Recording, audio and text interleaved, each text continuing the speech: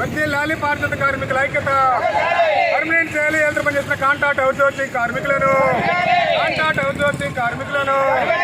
వచ్చే లాలి ఇవ్వాలి. వరదల్లో పనిచేసిన కార్మికులకు ఒక నెల వేతనం అదనంగా ఇవ్వాలి. వరదల్లో పనిచేసిన కార్మికులకు ఒక నెల వేతనం అదనంగా వచ్చే లాలి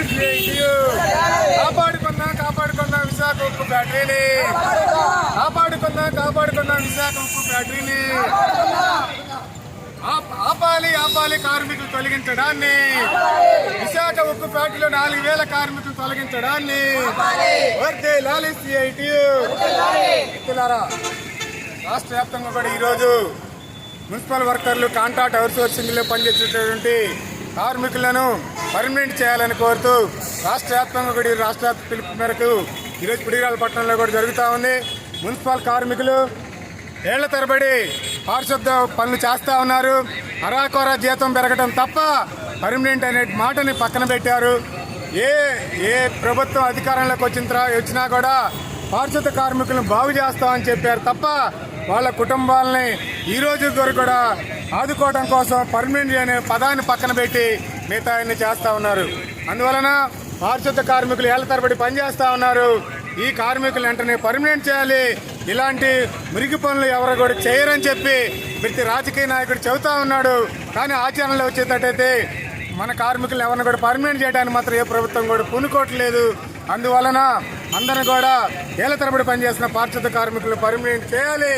అదేవిధంగా విజయవాడ వరదల్లో మొన్న దాదాపు 20 రోజుల పాటు 2 బ్యాచ్లుగా వరదల్లో పనిచేశారు. ఆ వరదల్లో పనిచేసే సందర్భంలో చాలా మందికి కూడా జ్వరాలు వచ్చి ఇబ్బంది పడి కూడా త్యాగాలు చేసినటువంటి పరిస్థితి. అందువలన ఒక నెల వేతనం ప్రభుత్వం అదనంగా ఇవ్వాలి. అప్పుడు బట్టలు లేక ఒక జత బట్టలతో వెళ్ళి 20 రోజుల పాటు అయ్యే ఉతుక్కొని వేసుకొని పనిచేయడం అనేది జరిగింది. అందువలన కార్మికులు 2 జతలు బట్టలు ఇవ్వాలి. గుట్టుకూలి కూలి కింద 1,200 రూపాయలు ఇవ్వాలని చెప్పి మేము ప్రభుత్వాన్ని డిమాండ్ చేస్తా ఉన్నాం. అందువలన అదేవిధంగా విశాఖ ఉక్కు ఆంధ్రుల హక్కు అని చెప్పి విశాఖ ఉక్కు ఫ్యాక్టరీ నిర్మించకపోయే ముందు 36 మంది బలిదానంతో ఆ ఫ్యాక్టరీ ఏర్పడింది. ఈరోజు విశాఖ ఉక్కుని ప్రైవేటీకరణ చేస్తా ఉన్నారు.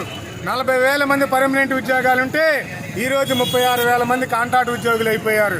ఉన్న వాళ్లలో నిన్నగాక మొన్న 4,000 మందిని తొలగిస్తా ప్రభుత్వం జీవో ఇచ్చింది. 4,000 మంది పొట్టగొడతా ఉంది ప్రభుత్వం. అందువలన కార్మికుల్ని తొలగిస్తే మేము ఊరుకోము. మా వేతనాలు పెంచాలి. మమ్మల్ని పర్మనెంట్ చేసేదాకా ఈ ఉద్యమాన్ని ఆపం, దశల వారీగా కొనసాగిస్తామని చెప్పి ఈ సందర్భంగా మేము డిమాండ్ చేస్తా ఉన్నాం. వర్ధిల్లాలి పారిశుద్ధ కార్మికుల ఐక్యత, వర్ధిల్లాలి సిఐటియు. పారిశుద్ధ కార్మికుల ఐక్యత పర్మనెంట్ చేయాలి. హెల్త్ పనిచేసిన కాంట్రాక్ట్ అవుట్సోర్సింగ్